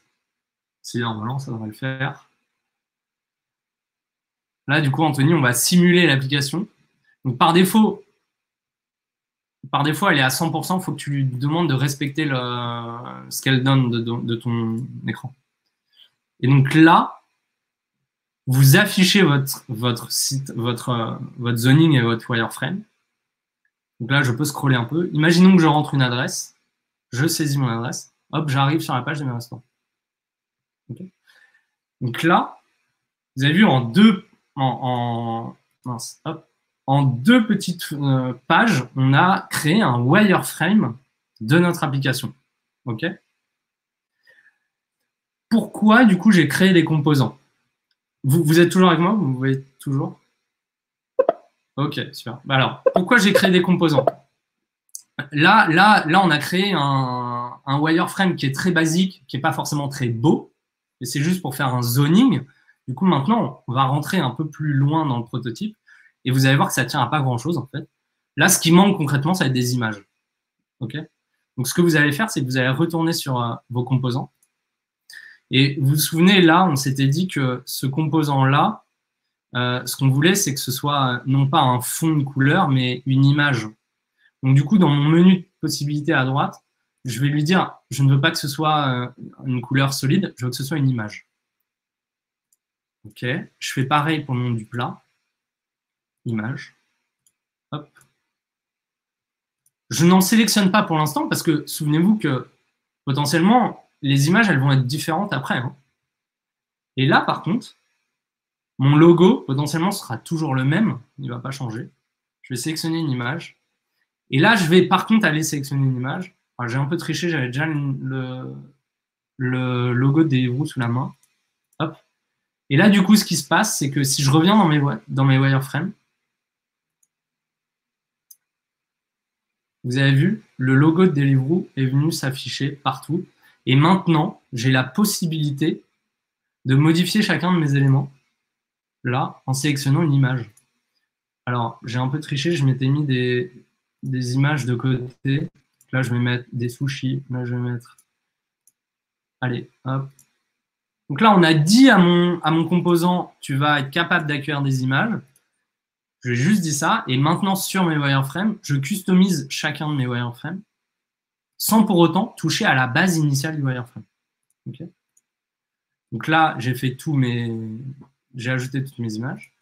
Mon fond, mon rectangle de fond, pareil. Ça, c'était pas un composant parce que potentiellement, on va l'utiliser qu'une fois. Donc, je ne me suis pas embêté à créer un composant. Je vais lui donner une image de fond. Hop. Voilà. Et ensuite, là, vous allez pouvoir faire exactement la même chose. Je vais le faire qu'une fois parce qu'il y en a 7. Enfin, vous avez compris comment ça fonctionnait. Ça, c'était pas forcément la partie la plus Et ce que vous allez surtout pour faire, c'est nommer. Nom du restaurant, là, ce serait Burger Bio 11e. Je sais rien, on invente. Burger Bio 11e. Vous pouvez ajouter une description. Là, vous pouvez avoir sushi shop. Etc. Et là, du coup, vous alimentez toutes les rubriques de votre site internet. Vous allez plus loin que le simple zoning. La search bar, là, je vais mettre par exemple entrer votre adresse. Je vais mettre rechercher. Et l'avantage d'avoir fait ça, c'est que mes composants, eux, ils ne bougent pas. Ils sont toujours les mêmes. Mais ça nous a permis de structurer les composants et de pouvoir tout de même pouvoir les réutiliser. Si le bouton, on veut le réutiliser pour une autre fonction que recherche, on pourra toujours utiliser ce bouton. Il aura toujours la même taille, la même largeur, la même hauteur, le même type de couleur, etc., etc. Et ça va vous permettre de travailler beaucoup plus facilement. Parce que maintenant, hop, si je retourne dans le wireframe, je me rends compte que là, j'ai pas envie d'avoir un fond gris. J'ai envie d'avoir un fond un peu plus sympa. Plutôt que d'aller modifier chacun des composants à la mano, hop, je retourne dans mes composants.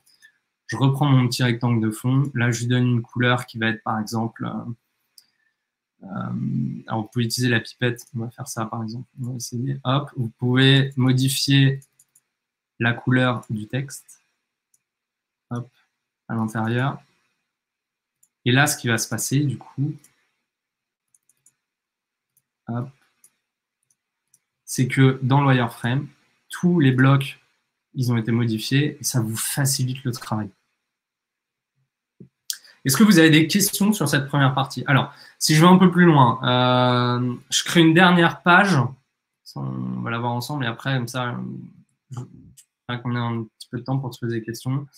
Imaginons qu'on soit sur la page Burger 11e. Burger Bio, c'est comme ça qu'on l'a appelé. Bon, bah là, plutôt que d'avoir ça, je vais avoir le composant avec les card plates qu'on va afficher comme ça, hop, comme ça. Afficher deux, hop. Et là, après, vous pouvez le copier-coller en dessous.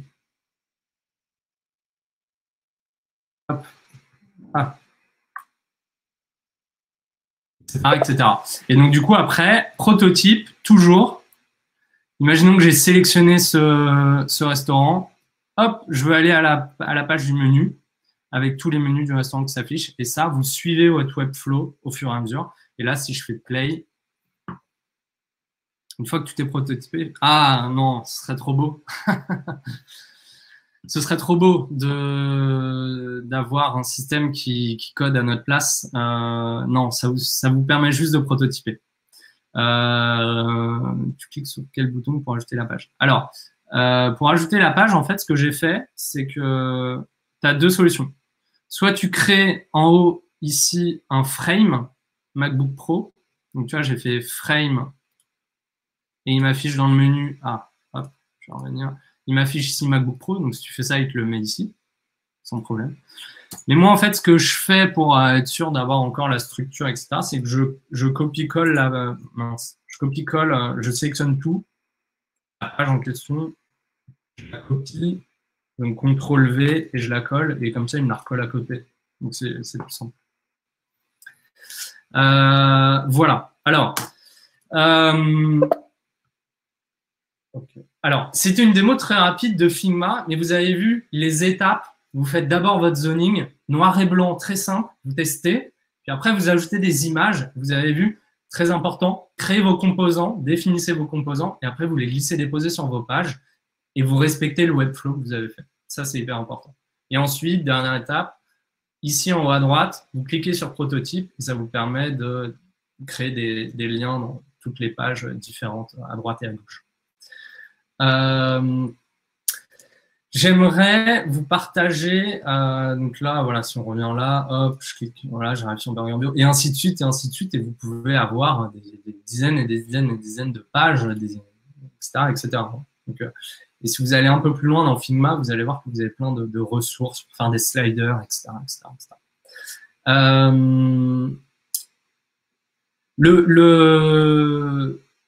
Le plus important, et Najib qui est parti l'a dit, ce qu'on vient de faire, ça ressemble à ce que vous faites après dans du code. C'est-à-dire que quand on code, on crée aussi nos composants d'un côté, de manière à pouvoir les réutiliser pour optimiser son temps, tout simplement. Donc, vous avez vu alors, tu peux exporter, ouais. Tu peux exporter en PDF, voilà, si tu veux l'envoyer, tu peux l'exporter en PDF, tu peux en .fig, tu peux partager l'URL. Donc, si tu es dans le player, regardez, hop, ce qu'on va faire.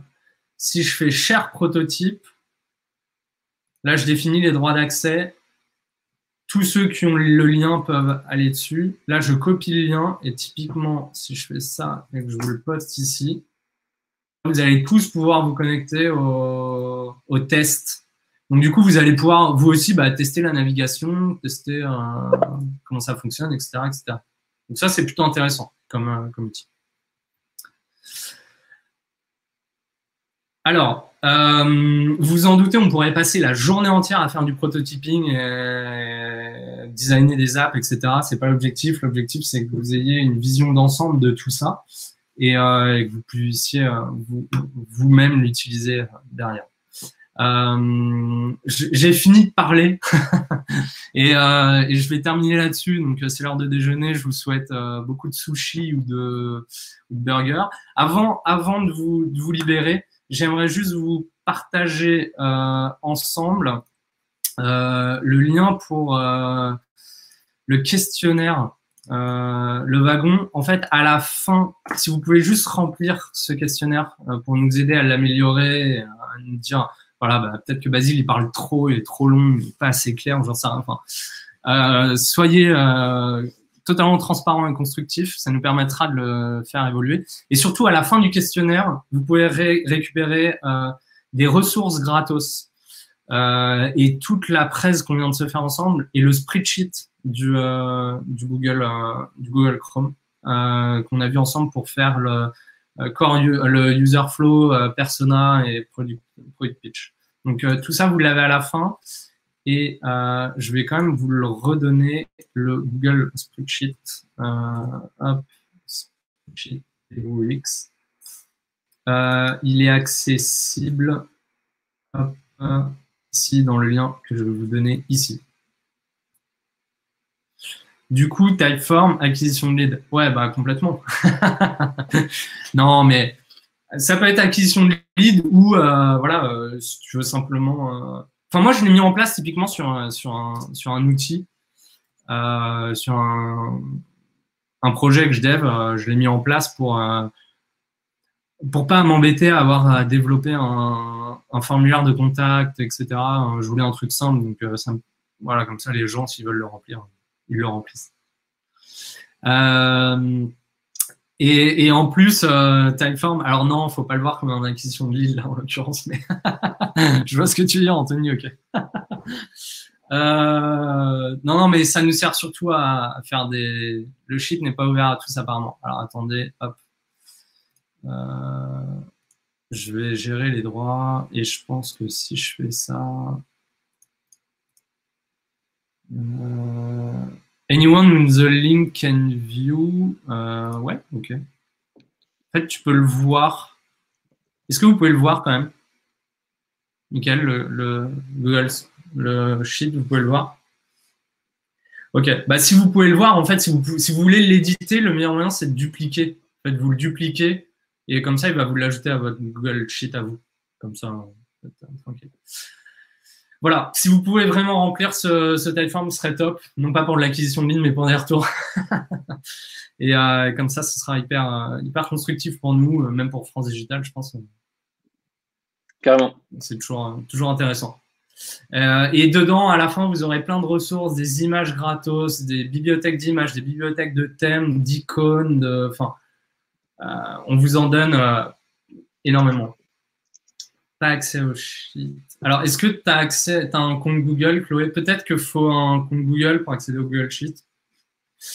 Merci Axel, n'hésitez pas, ouais, ce serait cool. Merci beaucoup Anthony. Chloé, bah, je vois plein de monde dessus. Donc, Chloé, recharge peut-être. Merci à tous, c'est cool.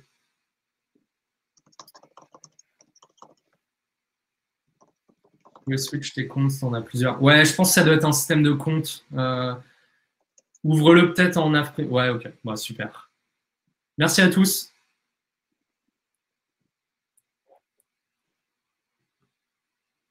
Merci beaucoup, Basile, pour cette heure et demie. C'était vraiment, vraiment riche. Ouais, j'ai un peu traîné. Je parle beaucoup. Hein, faut pas hésiter. Non, il n'y a pas de problème. Au moins, c'était très, très complet.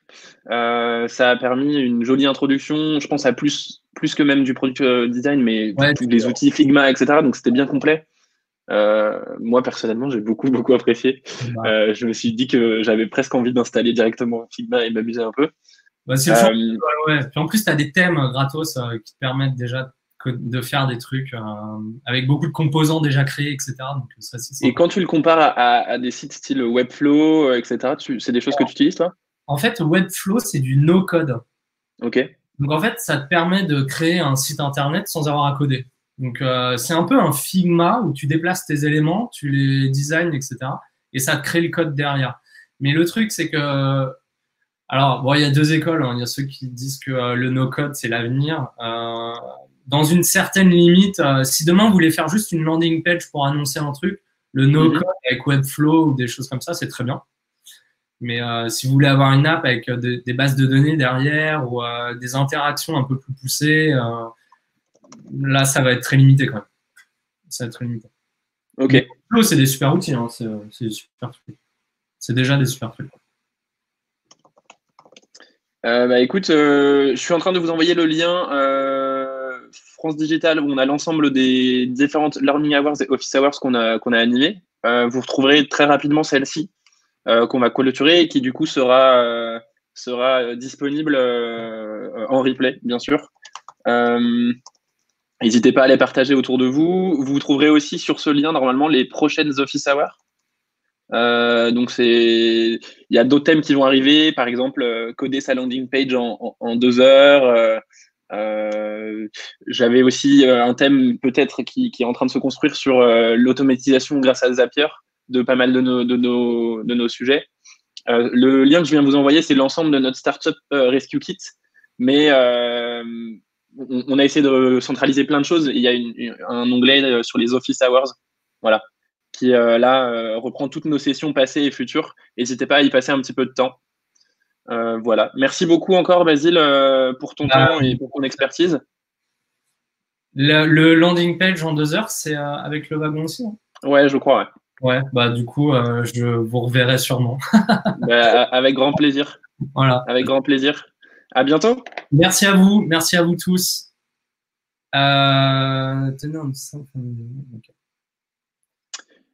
Voilà, salut. Salut à tous.